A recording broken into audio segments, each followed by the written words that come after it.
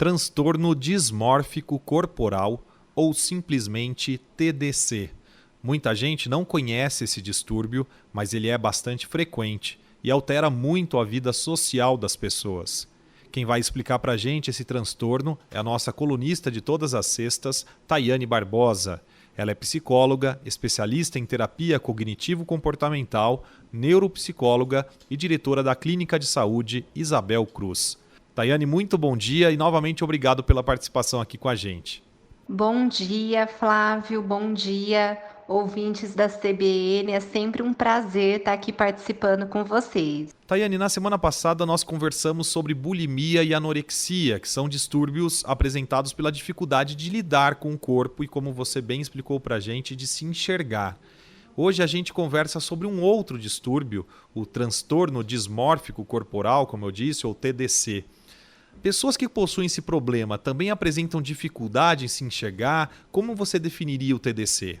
Flávio, nós podemos dizer que no transtorno dismórfico corporal existe uma preocupação com um ou mais defeitos aí que são inexistentes, defeitos esses que a pessoa cria na sua aparência.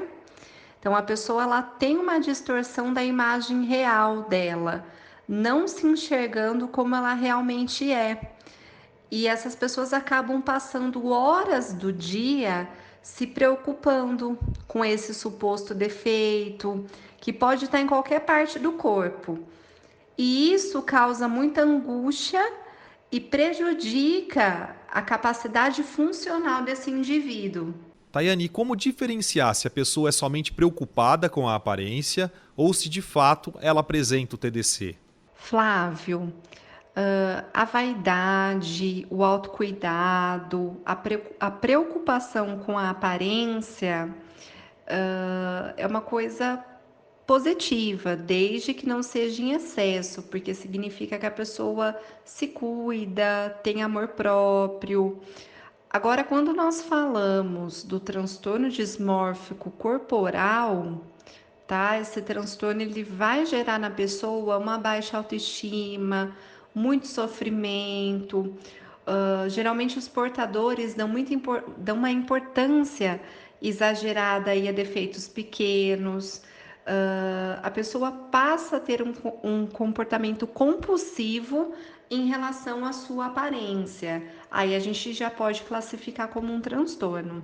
E esse distúrbio, ele é mais frequente em mulheres? Há também uma idade mais frequente de ocorrência? Esse distúrbio, ele aparece tanto em homens quanto em mulheres numa igual proporção. E nós vemos que jovens, podemos colocar aí entre 15 e 30 anos, são os que mais sofrem aí com esse distúrbio. Baseado em tudo que a gente conversou agora, como que esse problema afeta a vida social da pessoa, o dia a dia, o cotidiano, o profissional e também pessoal? A vida social desse indivíduo, ela pode ser muito afetada, porque se não tratado esse transtorno, a tendência é que a pessoa fique cada vez mais preocupada e também insatisfeita com as suas imperfeições. Aí ela parte para a realização de cirurgia plástica, às vezes sem necessidade, e isso afeta a vida social, como eu disse. Em muitos casos, a pessoa acaba se isolando, prejudicando aí toda a vida pessoal, profissional, interferindo negativamente aí. Tayane, pessoas que desenvolvem o TDC tendem a desenvolver também depressão por não aceitarem o seu corpo ou desenvolverem outros tipos de distúrbio? Flávio, elas podem sim estar desenvolvendo a depressão, dependendo do grau do transtorno, porque são pessoas que têm um perfil onde aparecem algumas características, como ansiedade, são pessoas que são mais perfeccionistas, estão aí às vezes num quadro de tristeza, não consegue ter regulação emocional, aparece insegurança, a baixa autoestima. elas têm uma tendência muito grande à solidão, são introspectivas, às vezes pessoas mais obsessivas, e isso, se não identificado e tratado, pode sim contribuir para um quadro de depressão. É comum pessoas com esse tipo de problema procurarem ingestão de medicamentos, cirurgias, irem atrás de outras coisas que diminuam essa maneira com que eles veem o próprio corpo? Flávio, é muito comum e essas pessoas, às vezes, elas também acabam procurando, tá? Regimes inadequados, a pessoa força o vômito após a refeição, às vezes tem a prática de exercício físico em excesso. E uma outra coisa também que aparece é a preocupação com o cheiro corporal, que inclui o mau hálito e também odor das axilas, dos pés. Isso também aparece. Tayane, normalmente algum episódio desencadeia o transtorno? Ouvir algum comentário de amigos, comentário de namorados, de familiares? Existe um gatilho para isso ou não? Os comentários, eles podem estar potencializando o transtorno, mas geralmente o que desencadeia esse transtorno, ele tem uma origem genética e também neuroquímica. Fatores ambientais e também os sociais, eles podem estar relacionados aí nesse processo e tá colaborando para o desenvolvimento desse transtorno. Só para a gente terminar a coluna de hoje, Tayane, como o tratamento pode ser feito para minimizar e dissipar esse problema, o distúrbio TDC? O tratamento, ele é feito com um médico psiquiatra, porque o transtorno dismórfico corporal, ele pode estar associado a outras doenças.